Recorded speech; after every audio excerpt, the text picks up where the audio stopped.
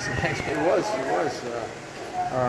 Obviously we got a lot of big performances, no bigger than Marty and net. And like I said, the way he's played for us this year, the way he played for us last year in a stretch of 6 games, we got the job done, and thought we played well in front of him. I thought we created a ton of turnovers, missed the net on a lot of great opportunities, but it was a great effort by our guys. The way the series has gone so far, entering that third period and that goal from center ice, you feel like the team was sort of overdue for a lucky break to go your way? Yeah, I think that's going the extreme of being overdue and getting something. Nobody's expecting that shot to go in, and I think the goalie was screened on it. And hey, you always say in the playoffs, it's never a bad idea to shoot the puck on net. So that makes up for all the ones we had open nets or hit post that didn't go in, and hopefully that's a sign of things to come. Is it one of those things where you just felt like all the weight lifted off the shoulders when that went in? Yeah, I mean, when you're going that long, it's 1-0, and we had some great chances in the second period and even the first period, and not to be able to get anything and then to get one like that.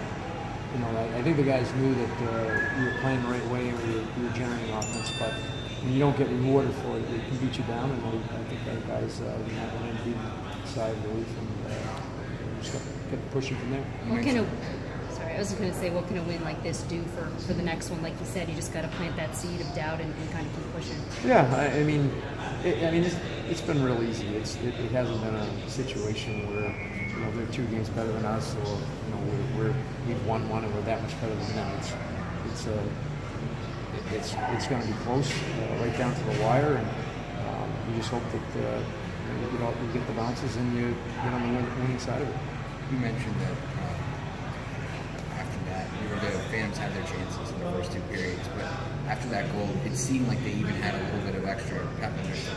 Do you notice that from the bench too? Yeah, that was a pretty solid effort. The thing I really like is the way we created turnovers. And to create turnovers, you obviously have to get pucks into the offensive zone. And the times where we carried it in, they were the appropriate times. The times where we had to chip it in and dump it in, we made the right decision. So when you're doing that, good things will happen for us. On the overtime goal there, obviously Connor scores. Can you speak to the play that I think it was Andy Mealy just laid out and blocked a shot that sort of created that play? A very offensive guy, maybe not known for doing something like that.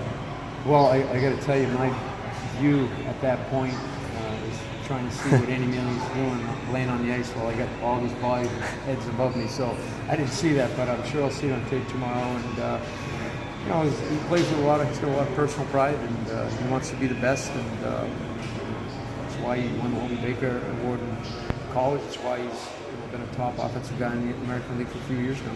Is Connor the kind of guy you want the puck on his stick on a breakaway like that in this building, especially? Yeah, I mean he's had some success, scoring on breakaways, and from the bench, I knew they weren't going to catch him. It was just a question of what kind of shot he was going to make, and he made the right one, obviously. How much does this shift some of the pressure off the team onto him?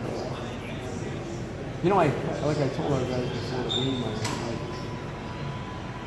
there's obviously pressure when you're down 2-0, but I think the pressure's a little bit different when you're up 2-0, and maybe knowing that they're a team full post if you're up 4-2, knowing that they haven't generated a lot of shots. So from our standpoint, we really had nothing to lose. I mean, you lose the game, you're out of the playoffs. But like I said, for our guys, if we just play like we did the first 2 games, I like our chances better than their chances. We just haven't. We've missed empty nets and shot the puck through the crease and not haven't hit anybody, and done the right things, but it just hasn't been able to go our way. And so now it's back to square one on Saturday, and they're going to same thing. They're going to come into it feeling good about being up 2-1, and we're going to feel good about winning our first game. How much can a goal like that get into a goalie's head if it's not his? I think he's a pretty good goalie, so I don't think that he's going to lose a whole lot of sleep. I'm sure he's disappointed, but it's one of those things that my son's a goalie, and he'll say to me, "How could he let that in?" And I'll say, "Don't worry, your time is coming." So it happens to all of us. It happens to Barry Price. It happens to all the best goalies, and you don't think it'll ever happen to you, but it does. Those are sometimes the hardest shots because you kind of have time to think about it and not react. Then it flutters on you on top of that. I think the ones that bounce, those are, all of a sudden you see it's not going to come to you and it's going to land in front of you. I had one that bounced in front of me with 2 feet in front of me, and it didn't come higher than a foot off the ice, and when it landed, it went top shelf. And you're like, what am I supposed to do on that? I'm just trying to get in front of it.